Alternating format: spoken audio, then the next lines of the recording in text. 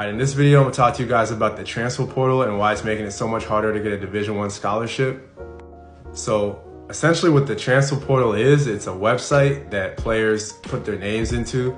Once you've spoken with compliance as a Division I basketball player and spoke to your coach, let them know you wanna get out, you wanna transfer, they get you into this transfer portal and other schools can reach out to you.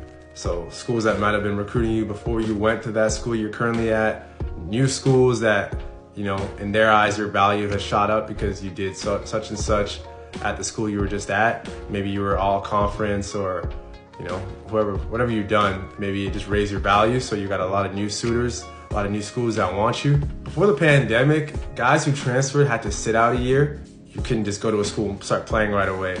And that's what discouraged people from entering the transfer portal. But ever since the pandemic, there's a new rule where you have at least one chance to transfer and not have to sit out. Maybe in years past, it was like 500-600 people who would enter the transfer portal. Now it's like 1,100, 1,200. I think in the first 2 days this year, the number was 800 people in 48 hours that entered the transfer portal.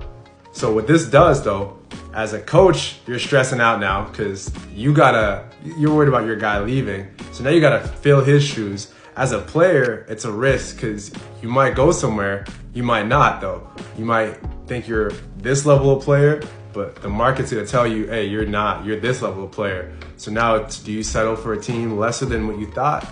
Or do you go to a team, maybe in a different league? Maybe you're a D1 guy, now you gotta go D2. Or maybe you gotta go D3, you never know. Like, it depends on what the coaches think of you. You know, the market is the market.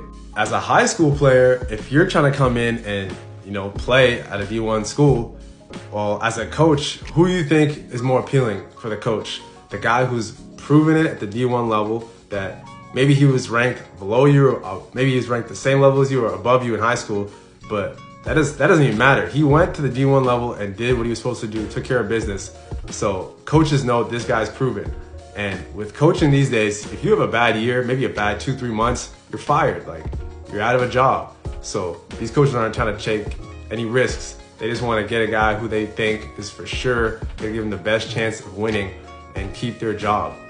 And once again, as a player, you're competing against not only the D1 guy, right? You're competing against D2s who can also enter the transfer portal, NAIAs, D3s, All-Americans. So you're competing against a lot more than what you're usually competing against. This is a short summary. If you want a more in-depth summary, let me know. If you want something completely different that has to do with AAU or NCAA, let me know and I'll make a video.